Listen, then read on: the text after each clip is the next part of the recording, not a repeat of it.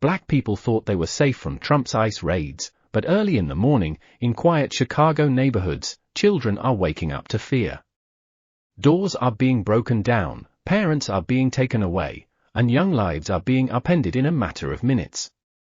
These aren't just headlines, these are real families, with real children, caught up in ICE raids that target the most vulnerable. In this video, we bring you their stories. Kids trembling as their parents are detained, siblings separated, classrooms filled with anxiety and confusion.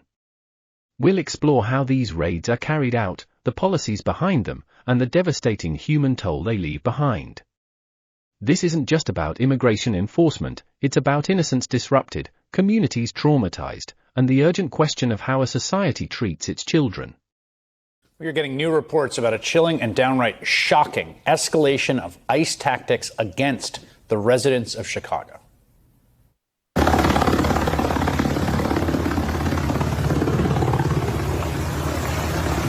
the middle of the night, hundreds of armed federal agents and police, backed up by riot trucks, smoke grenades, and helicopters, breached fences and busted doors in an immigration raid on an entire apartment building on the city's south side. They pulled dozens of residents from their homes and zip ties, including children, some of them without any clothes. They then held some outside for hours and dragged the others into rented vans.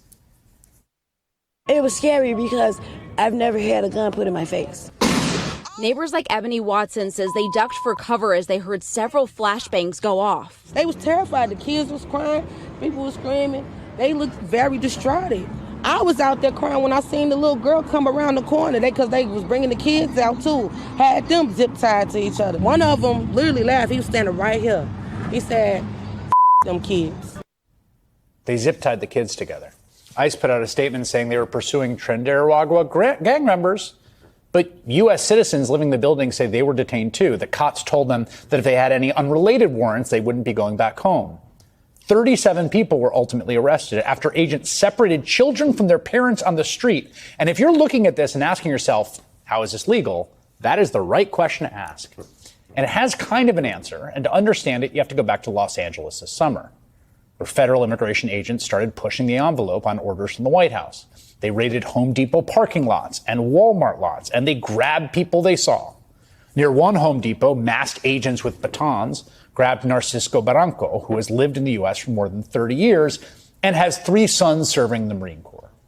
Agents beat Barranco on the ground, dislocating his shoulder before detaining him.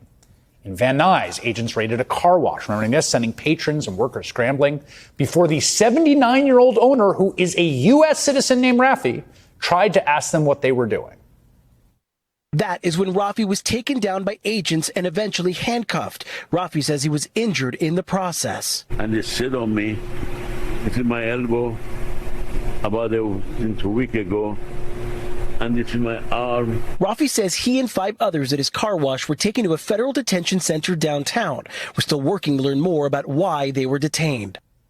And that man is not alone. Look how you got my hand. You're twisting that. I'm American, bro. What hospital? Yo, these guys are literally based off of skin color. My homie was born here just because of the way he looks. Agents kept stopping people they suspected of being undocumented immigrants for no reason other than they weren't obviously white. Like Brian Gavidia, the man you saw there, the 29-year-old American. He wasn't arrested, but he says agents went through his phone for 20 minutes and kept his real ID card. Now, these are obvious violations of people's core constitutional civil rights, their right to equal protection and the freedom from unlawful searches and seizures. And victims filed a class action lawsuit. And after an entire bench trial, a federal judge sided with those victims and ended the ICE sweeps. And in her ruling, she wrote, "It is illegal to conduct roving patrols which identify people based upon race alone, aggressively question them, and then detain them without a warrant, without their consent, and without reasonable suspicion that they are with status." Yes, it is. Yes, it is. An appeals court upheld her injunction against ICE. You have to stop doing this. And so the Trump administration took the issue to the Supreme Court. And lo and behold, last month, the court's 6-3 conservative majority voted to just let Trump and ICE continue for now, as the case works its way up, to use racial profiling in their immigration raids, halting the lower court's decision, saying, go ahead. Now, they gave no reasoning or explanation for their decision, silent. except Justice Brett Kavanaugh, who wrote a short concurring opinion saying there's absolutely no problem whatsoever with racially motivated stops by law enforcement. Quote, if the officers learn the individual they stopped is a U.S. citizen or otherwise lawfully in the U.S., they promptly let the individual go. Welcome to the era of what critics call the Kavanaugh stop. Carte blanche for ICE to continue violent, warrantless raids and stops all over the country to undocumented immigrants, lawful residents, and American citizens alike.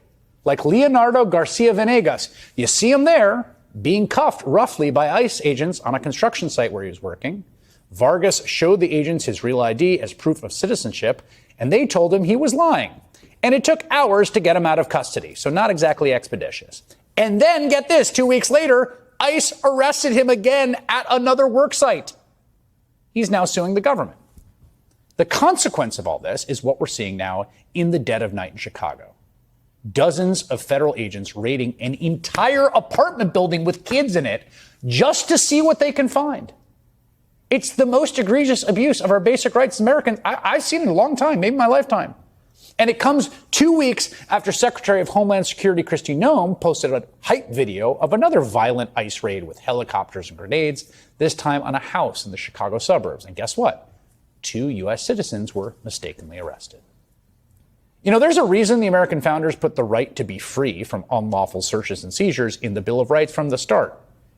Masked secret police profiling people and now targeting entire apartment buildings, making everyone prove they're not guilty of something, is the province of tyrants. It is the opposite of American. And I don't think Americans will stand for it, nor should they. As this video shows, ICE raids in Chicago are more than statistics. They are real families, real children, and real communities living under fear. Black families, once feeling safe, have seen how quickly that safety can vanish, leaving children traumatized and parents torn from their homes. These raids are a stark reminder of the fragility of freedom and the human cost of policies that target vulnerable communities. It's a moment to reflect on what it means to live in a society where safety is conditional and civil liberties are at risk.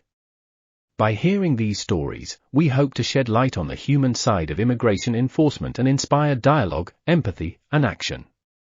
No one should have to live in constant fear in their own home, and it's up to all of us to confront these injustices.